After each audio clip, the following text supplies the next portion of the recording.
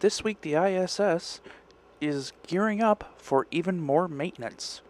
A reconnaissance office decided, let's just shoot up a satellite. And a new telescope has headed to the gas station. All of that and much more when you join us on Orbit Weekly.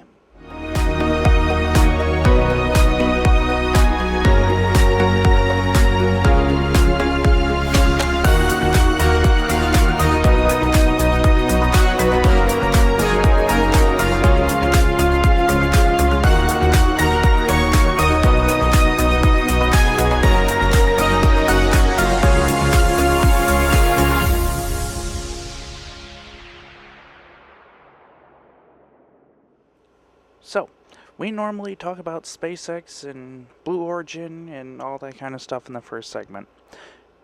We're taking a little bit of pivot this week. Not because there wasn't really all that much from Blue Origin and SpaceX and all that fun stuff, but we kind of already covered it last week.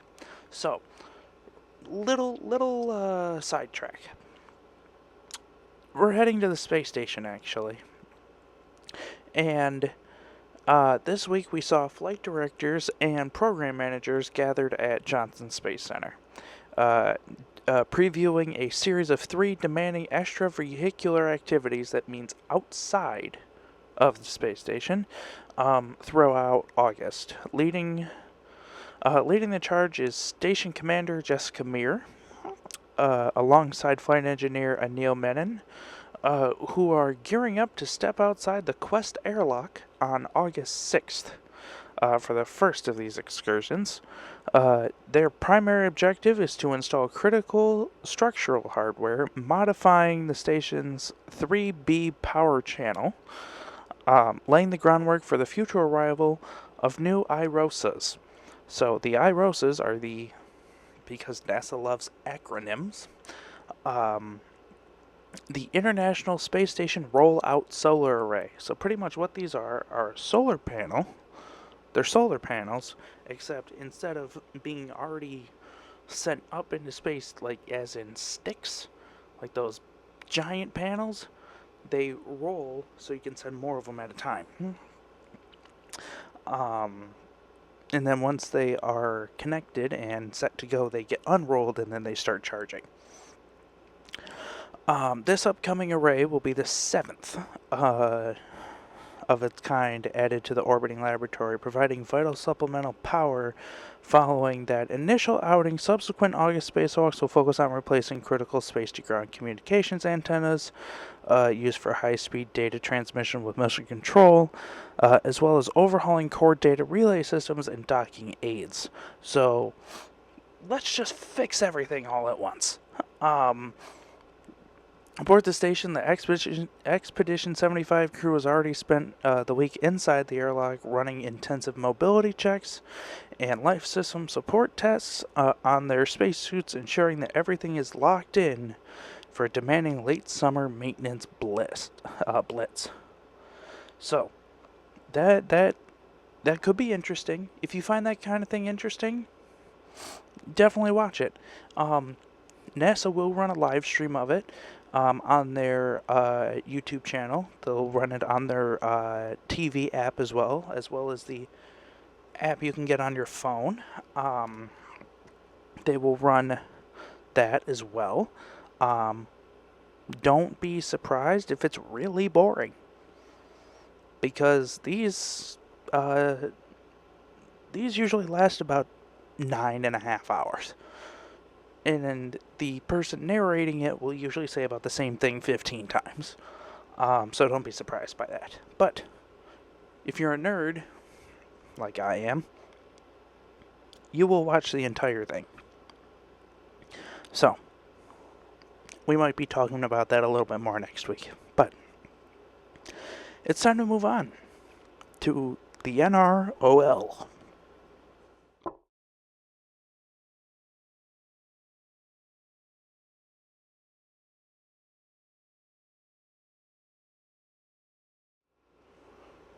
We are going to shift gears a little bit, again, And we are going to talk about the launch of the NROL-95 mission for the National Reconnaissance Office.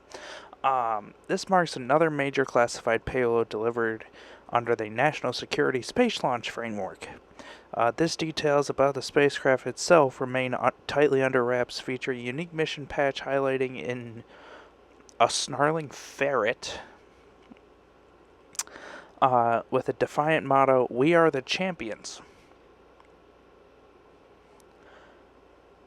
I don't really know what that means. I don't think it's probably my business to know what it means. But it is what it is. The relentless operational tempo required to maintain America's strategic space architecture. And a ferret? Alright. Behind the scenes, the flight relied heavily on seasoned hardware, utilizing the first stage booster 1096 to complete its 7th flight. This particular booster previously cut its teeth supporting heavy-hitting missions such as IMAP, GPS 3-9, multiple dense Starlink deployments. Following the optimized stage separation profile, the booster executed a textbook boost back and return to launch site maneuver, touching down safely at landing zone 2. Marking the 49th orbital launch attempt this year from the Space Coast, the mission underscores just how seamlessly national security payloads are integrated into the high-cadence commercial rhythm of modern rocketry. So, the thing with this is, one, we don't know what it is. I'm still trying to figure out the ferret thing. And all of that, along with, yeah, I think I'm still stuck on the ferret thing. I don't really know what that means, and I'm really confused by it. It might be better off if we just moved on. Why a ferret?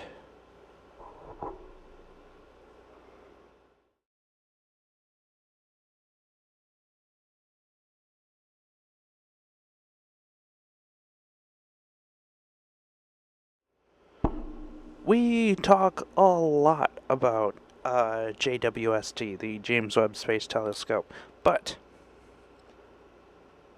we're about to have a bouncing, badass baby sister. Nancy Grace Roman Space Telescope will be launching on a Falcon 9 from a Falcon 9 Heavy from Launch Complex 39A as early as August 30th, nearly 8 months ahead of schedule. And it just passed a massive milestone. Technicians wearing fully self-contained atmospheric protective suits and hazardous operations teams have officially completed fueling of the spacecraft inside the payload hazardous servicing facility, loading about 290 gallons of hydrazine propellant into its onboard propulsion system. This fuel will handle orbit insertion maneuvers and station keeping once the observatory reaches its operational home at Sun-Earth Lagrange Point 2, roughly about 1 million miles from Earth. This is also in the same vicinity that Webb is in as well. Matching Hubble's 2.4 meter primary mirror diameter, Roman brings a game-changing primary instrument. A 300 megapixel wide field instrument, or WIFI. It's WFI. Packing state-of-the-art infrared detectors, Roman's field of view will be 100 times larger than Hubble. Hubble's infrared vision at comparable resolution. In its first 5 years alone, it is projected to generate over 500 terabytes of cosmic data annually, mapping more sky than Hubble covered in 3 decades. Beyond survey astronomy, which will tackle questions surrounding dark energy and the contribution of dark matter, Roman will also fly a cutting edge chronograph instrument, or CGI, using deformable mirrors and specialized starlight blocking masks. It serves as a vital technology demonstration for directly imaging giant exoplanets and circumstellar debris disks. With fueling complete, engineers are moving into the final fairing encapsulation and launch vehicle integration. So what this means is when they put the fairing on it and they go together, the next time that unless they open the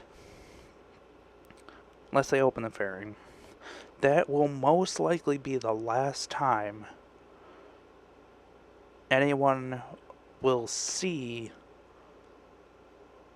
the telescope until the cameras show it being deployed into space. Which is crazy to think about. 8 months early and so much under budget with the science that it will be able to do. I have to say, this is going to be one that we're going to be excited for. Definitely going to be excited for. And with that, it is time for the world's shortest space traffic report.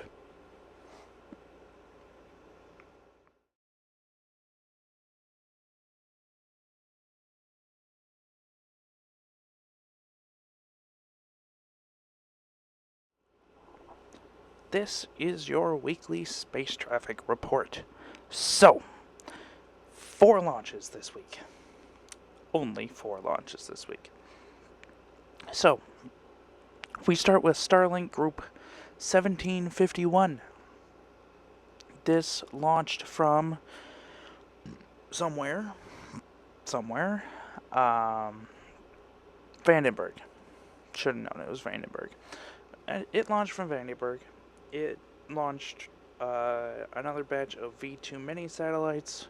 The booster was 1,100 on its 8th flight, and it landed on Of Course I Still Love You. 10, 9, 8, 7, 6, 5, 4, 3, 2, 1. Ignition. Liftoff of the Falcon 9. Go SpaceX. Go Starlink.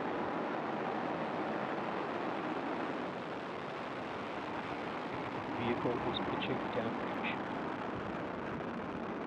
FOP chamber pressures nominal.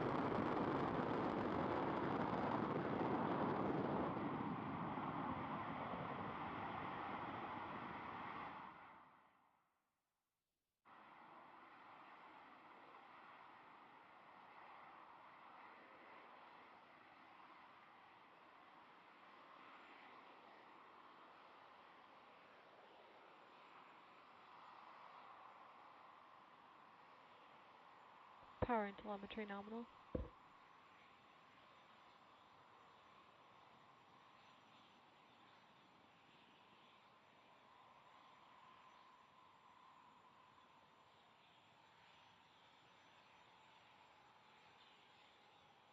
Falcon 9 is supersonic.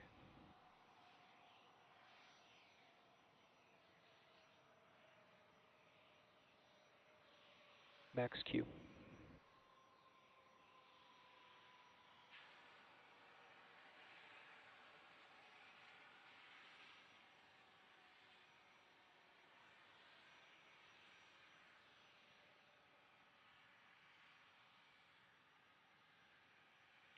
MVAC chill.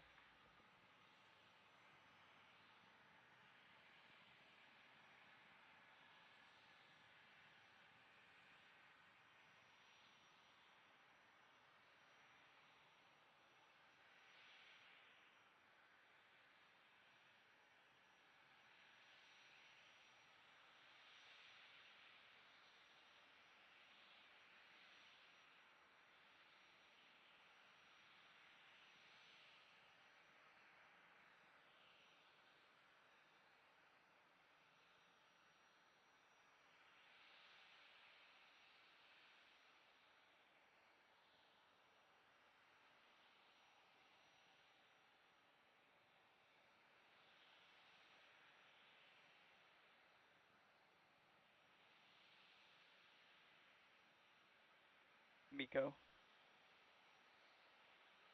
Stage separation confirmed.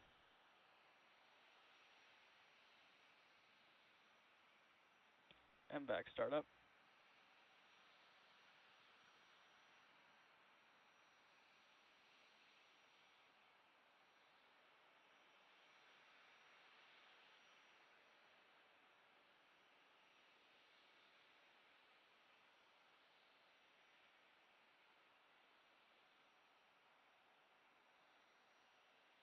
Fairing separation confirmed.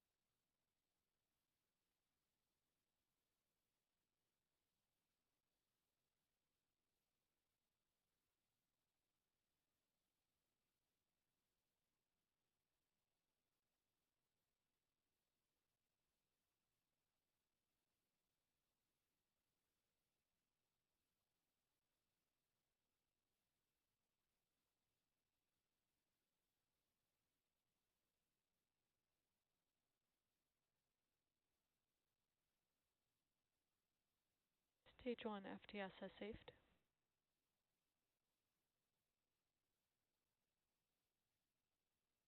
Entry burn startup.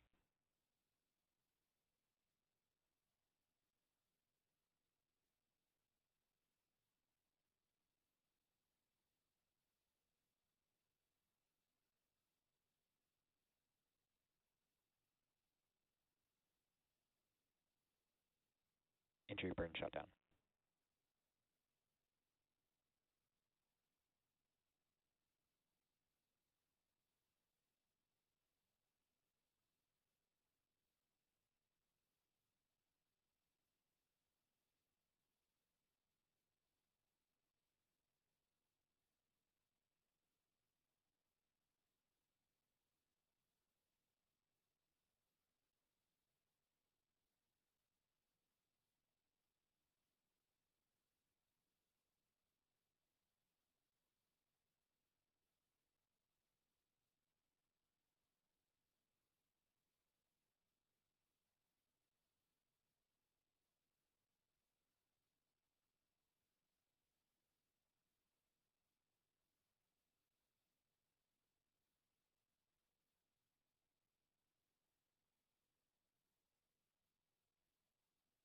Stage 1 transonic.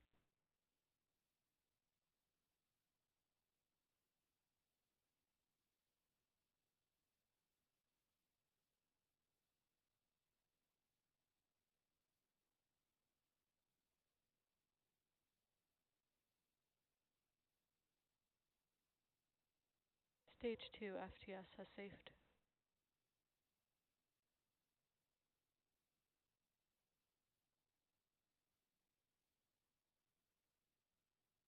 Stage 1 landing burn.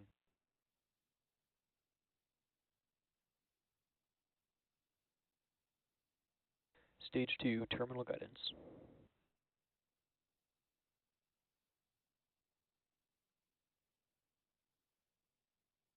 Landing leg deploy.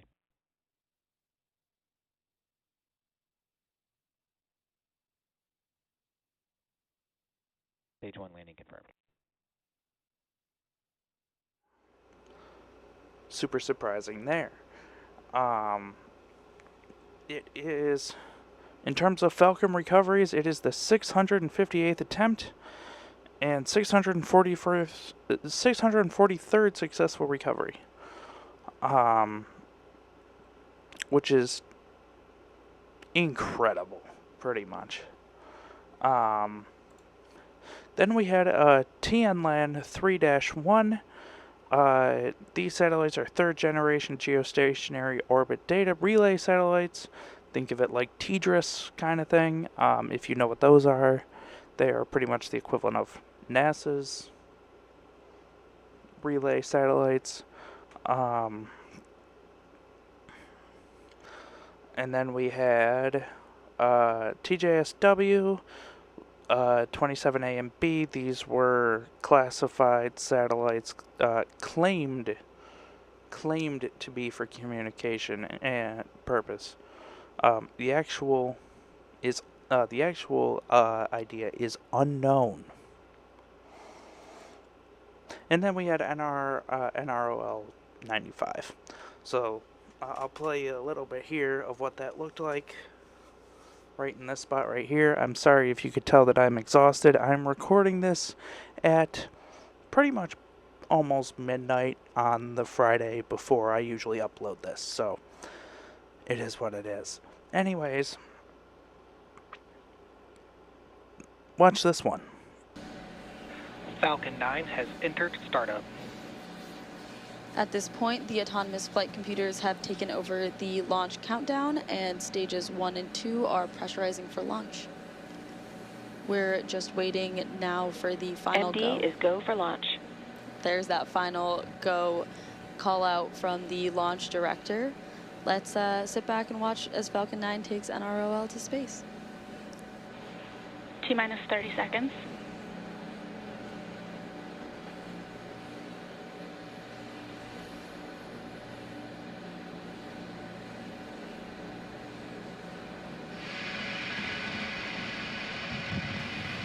T-minus 15 seconds. T-minus 10, 9, 8, 7, 6, 5, 4, 3, 2, 1. Ignition. And liftoff. Go Falcon, go NROL-95. Vehicle is pitching downrange.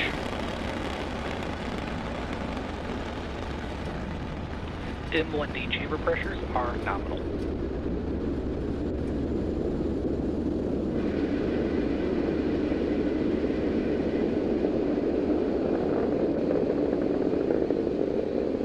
At T plus 30 seconds and counting, Falcon 9 has successfully lifted off from Space Launch Complex 40 at Cape Canaveral Space Force Station in Florida.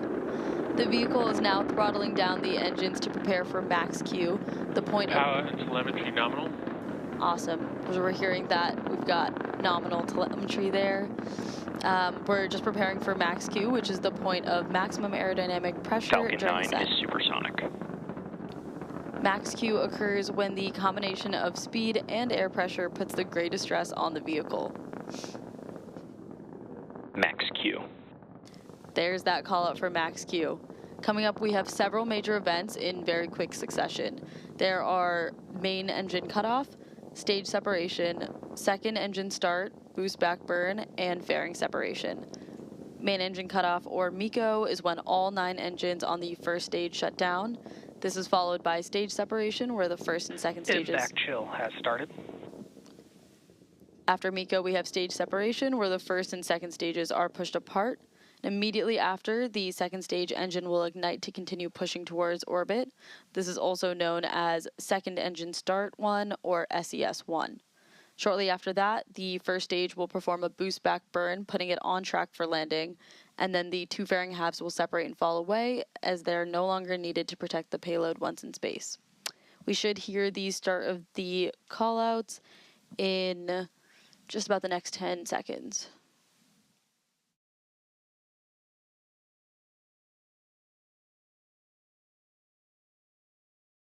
Main engine cutoff.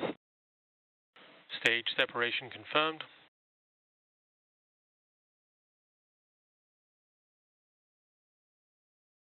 MVAC startup. Stage 1 boost back startup. And there we heard the callouts for MECO, stage separation, SES-1, and the start of the boost back burn. Coming up next, we will have fairing separation, where both of the sides of the fairings are going to fall off. And remember there that they are both flight proven. As a reminder, we will not be showing any views of stage 2 today at the request of our customer.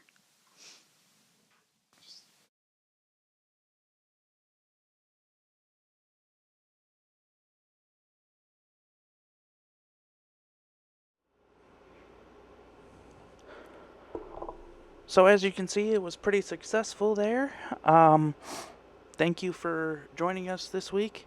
I hope you enjoyed the video. I enjoyed making it. And as always, I'll see you next week in Ad Astra.